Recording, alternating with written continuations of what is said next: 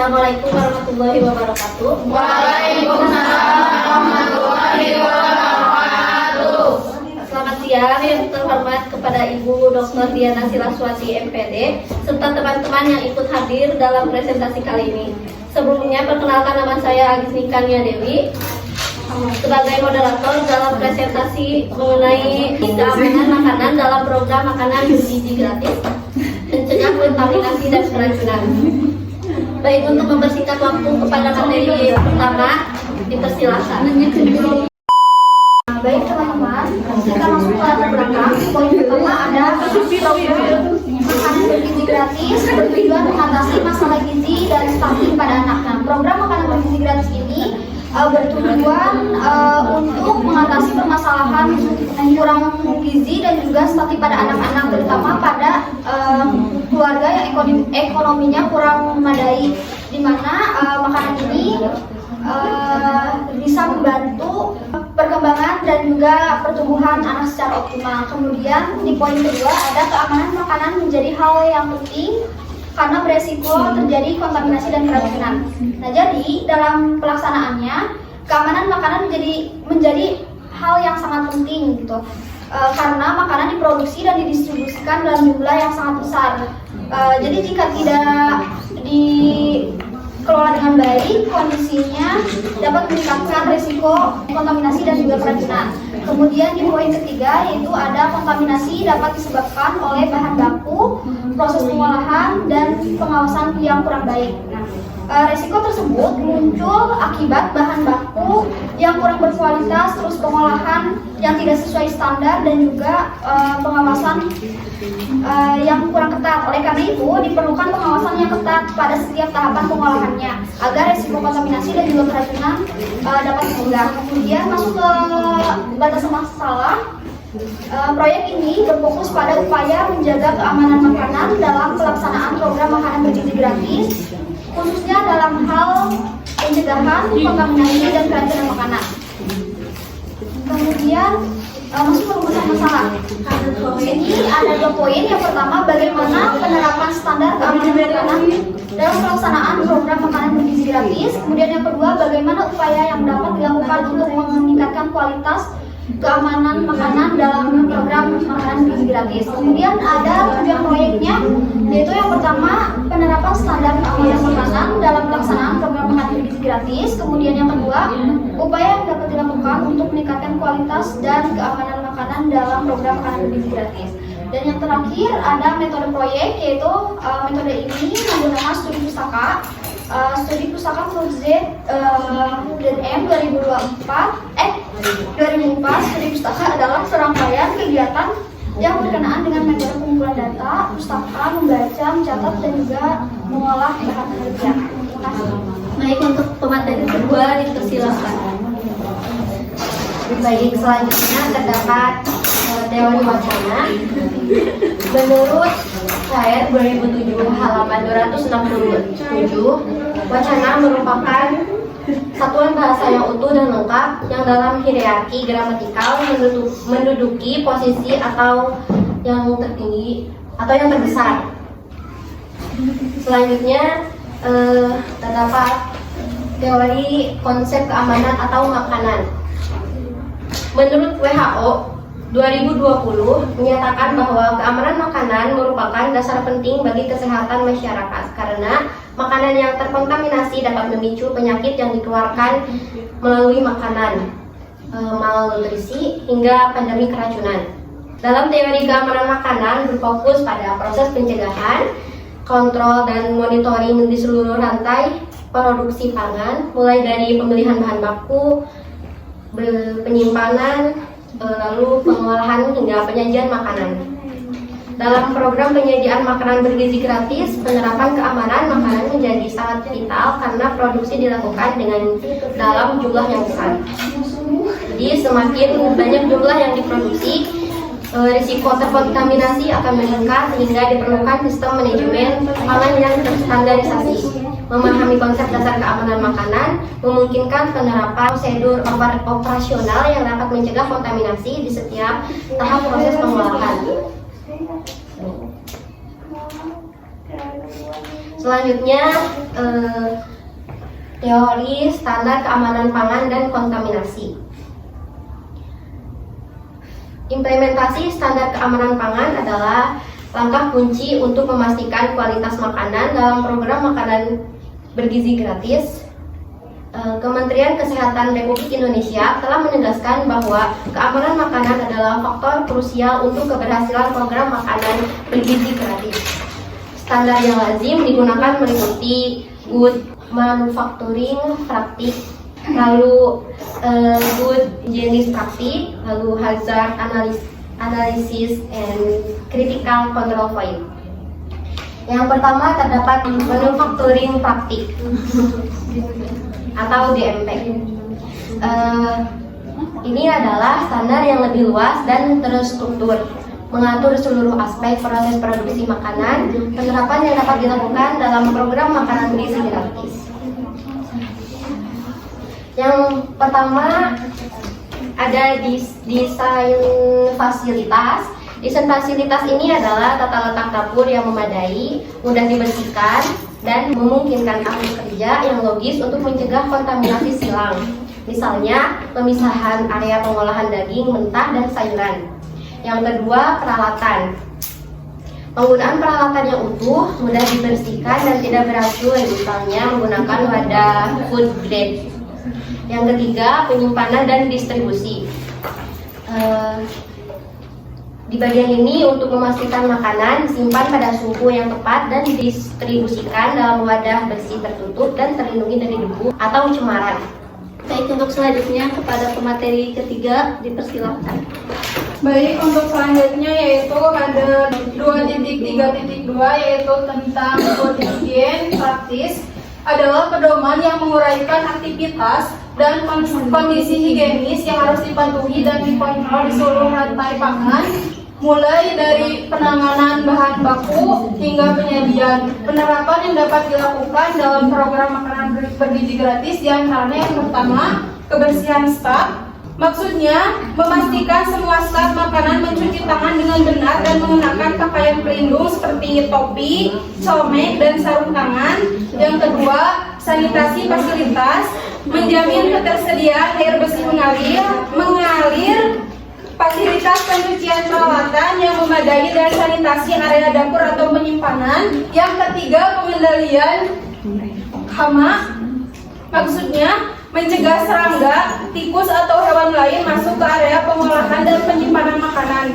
Yang terakhir, penanganan pangan, maksudnya praktis penanganan pangan yang higienis seperti memisahkan bahan mentah dan matang untuk mencegah kontaminasi silang atau cross contamination perlu diterapkan secara konsisten. Selanjutnya ada 2.3.3 tentang hajar analysis and critical control point atau HACCP. Maksudnya adalah sistem manajemen keamanan pangan berbasis ilmu pengetahuan dan pencegahan yang diakui secara internasional. HACCP wajib diterapkan setelah GMP dan GPH memiliki 7 prinsip utama. Yang pertama, analisis bahaya atau hajar analisis. Maksudnya mengidentifikasi bahaya yang mungkin terjadi, misalnya pertumbuhan bakteri Salmonella. Yang kedua, menentukan titik kendali kritis atau CCP. Maksudnya, menentukan tahapan dalam proses di mana pengendalian dapat diterapkan untuk menghilangkan atau mengurangi bahaya. Yang ketiga, menetapkan batas kritis. Maksudnya, nilai maksimum atau minimum yang harus dipenuhi pada CCP. Yang keempat, menetapkan prosedur pemantauan. Cara untuk mengukur dan mencatat apakah batas kritis terpenuhi. Yang kelima, menetapkan tindakan koreksi. Maksudnya, tindakan yang diambil jika pemantauan menunjukkan CCP tidak terkendali. Yang keenam, menetapkan prosedur verifikasi, memastikan sistem HACCP bekerja secara efektif. Yang terakhir, menetapkan dokumentasi dan pencatatan. Maksudnya, menyimpan catatan dan prosedur secara rinci. Keberhasilan program makanan bergizi gratis dalam konteks keamanan yang bergantung pada sistem HACCP yang terintegrasi dalam fondasi GMP dan GPH yang kuat. Dalam program ini, GPH, GMP, GMP HCCP menjadi dasar untuk SOP keamanan pangan yang disyaratkan bagi penyedia makanan atau SPPG. Standar operasional prosedur atau SOP untuk memastikan keamanan makanan dapat diimplementasikan secara konsisten dan terukur di lapangan.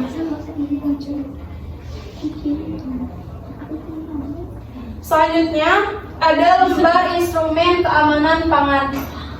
Karena tidak dicantumkan secara langsung, kalian bisa scan barcode yang tersedia di sini. Di sini ada tabel tentang fasilitas dan lingkungan GMP atau GMP. Yang kedua, ada tabel tentang staf makanan atau GHP. Dan yang ketiga, pengelolaan dan penyimpanan kritis atau HACCP. Proyek ini merancang instrumen khusus untuk mengukur tingkat kepatuhan SPGG terhadap standar yang telah ditetapkan berdasarkan Good Manufacturing Practice atau GMP, Good Hygiene Practice atau GHP, Standar Operasional Prosedur atau SOP, Badan Gizi Nasional atau BGN. Data ini diambil dari Dapur Sentral SPGG, Satuan Pelaksana Pemberi Makanan Gizi di Kecamatan Bale Endah pada tanggal 3 Desember 2025. Program makanan bergizi gratis memiliki dua sisi penting yang bertujuan untuk mencapai gizi seimbang guna melawan stunting dan meningkatkan kemampuan berpikir anak, tetapi juga harus benar-benar berlandaskan pada keamanan makanan untuk mencegah ancaman keracunan makanan. Beberapa hal yang harus diperhatikan: yang pertama, ketidakcocokan dalam penerapan keamanan pangan. Yang kedua, kegagalan dalam mengendalikan titik kritis. Yang ketiga, harus terintegrasinya kualitas dan keamanan. Yang keempat, pentingnya pendidikan dan pelatihan. Sekian. Baik, untuk selanjutnya kepada pemateri terakhir dipersilahkan. Yang selanjutnya ada 2.4.2 implementasi produser HCCP yang disesuaikan untuk kualitas dan keamanan. Sistem hajar analisis and critical control point atau HCCP harus disesuaikan untuk mengidentifikasi serta mengendalikan titik kritis tidak hanya untuk keamanan, tetapi juga kualitas gizi, titik kontrol kritis untuk kualitas atau CCP. HCCP menawarkan kerangka kerja proaktif yang relevan untuk produksi dalam skala besar MBG menurut Pak 2019. Dalam konteks MBG, contoh penerapan ganda HCCP satu. Yang pertama, kontrol suhu pemasakan inti. Memastikan makanan, khususnya lauk hewani, mencapai suhu internal minimal 75 derajat Celcius untuk membunuh semua patogen biologis sehingga menghindari keracunan massal. Yang kedua, kontrol waktu tunggu dan suhu penyajian. Mengatur agar waktu antara memasak selesai hingga penyajian kepada siswa tidak lebih dari 2 jam dan suhu tetap minimal 60 derajat Celcius. Pemantauan ketat terhadap waktu tunggu ini sangat penting karena tidak hanya mencegah pertumbuhan bakteri di zona bahaya 5 derajat Celcius sampai 60 derajat Celcius, tetapi juga mengurangi kehilangan vitamin D dan memperbaiki tekstur makanan. Penerapan produk HCCP yang disiplin memastikan konsistensi produk. Hal ini adalah syarat yang mutlak untuk mencapai target gizi harian dengan aman. Selanjutnya ada 2.4.3 pengawasan berkala dan audit kualitas menyeluruh. Pengawasan yang cermat dan transparan merupakan mekanisme untuk memastikan mutu yang berkelanjutan. Pengawasan perlu dilakukan secara berkala dan mendadak. Audit tak terduga oleh pihak berwenang, misalnya tim gabungan dari Dinas Kesehatan dan BPOM. Kegiatan audit ini tidak hanya menilai kepatuhan terhadap standar keamanan pangan GMP atau GHP, tetapi juga meliputi Verifikasi menu harian, memeriksa kesesuaian menu yang disajikan dengan rencana gizi yang telah disetujui, termasuk variasi sumber protein hewani dan nabati serta sayuran berwarna. Kedua, uji laboratorium acak, mengambil sampel makanan secara acak untuk diuji di laboratorium dan laboratorium guna memverifikasi kandungan nutrisi yang sebenarnya. Contohnya kadar protein atau kalori dan mendeteksi kemungkinan residu kimia berbahaya, pestisida atau pengawet terlarang. Sebagai bentuk pertanggungjawaban KIPI terhadap kualitas makanan yang disediakan. Baik, untuk teman-teman di sini yang pada tanyakan dari satu dulu ya. Bagaimana sekolah meyakinkan bahwa makanan itu aman untuk dikonsumsi? Untuk kelompok dua, Menurut pendapat kalian, apa kelebihan dan kekurangan dari program ini? kelompok 6. Apakah wacana tersebut cukup untuk menyadarkan dapur-dapur SPPG dalam menjaga kualitas makanannya? Menurut kalian, kan tadi menurut para ahli ya, apa yang dimaksud dengan kontaminasi makanan dalam wacana? Perkenalkan, saya Lidya Kurniawan dari kelompok 4. Kegiatannya belakangan ramai di media sosial itu kan pemberitaan kandungan makanan yang tidak layak dikonsumsi ini. Nah, dalam program MBG ini, bagaimana sistem keamanan pangan dalam program ini mampu merespon cepat temuan viral di dunia maya dan tidak menimbulkan krisis kepercayaan publik? Terima kasih. Baik, izin berdiskusi dulu ya. Baik, saya akan menjawab kelompok 1. Dengan pertanyaan bagaimana sekolah meyakinkan bahwa makanan itu aman dikonsumsi. Jawabannya, sekolah meyakinkan bahwa makanan aman dikonsumsi dengan melakukan pengawasan dan dengan insight dalam setiap pengisian makanan mulai dari bahan makanan yang segar dan layak dikonsumsi, terus proses pengolahan yang bersih dan higienis, serta juga penyimpanan dan pendistribusian sesuai standar kesehatan. Selain itu, sekolah juga bisa bekerja sama dengan pihak kesehatan dan sekali untuk melakukan pemeriksaan lebih berkala untuk memastikan bahwa makanan yang disajikan itu memenuhi standar keamanan makanan. Selanjutnya izin menjawab pertanyaan dari kelompok 2. Menurut kalian kontaminasi makanan dalam wacana itu? Jadi kontaminasi makanan yaitu maksudnya zat berbahaya atau benda asing ke dalam pangan yang membuatnya tidak layak dikonsumsi. Hal ini mencakup ancaman biologis seperti bakteri, paparan kimia dari pestisida, hingga gangguan fisik seperti serpihan material. Jadi masalah ini seringkali dipicu oleh kurangnya kebersihan atau kontaminasi silang selama proses pengolahan yang jika dibiarkan dapat menyebabkan gangguan kesehatan serius seperti keracunan. Cukup untuk kelompok. Baik, selanjutnya izin menjawab pertanyaan kelompok 3. Menurut pendapat kalian, apa kelebihan dan kekurangan dalam program MBG? Kelebihan program MBG adalah membantu meningkatkan asupan gizi anak, terutama bagi peserta didik dari keluarga kurang mampu. Program ini berpotensi mendukung kesehatan, konsentrasi belajar, dan kehadiran siswa di sekolah karena kebutuhan dasar mereka terpenuhi. Kekurangannya terletak pada pelaksanaannya yang tidak terlalu merata atau konsisten. Masih ada kemungkinan kendala dan pendistribusian kualitas makanan. Program ini juga berisiko menimbulkan pemborosan anggaran atau makanan yang kurang sesuai dengan kebutuhan gizi anak. Izinnya untuk menjawab pertanyaan dari Adit, kelompok dari 4. Dari kelompok 4, maaf ya. Pertanyaannya, bagaimana sistem keamanan makanan dalam merespon cepat di dunia maya agar tidak menimbulkan krisis kepercayaan publik? Betul pertanyaannya itu.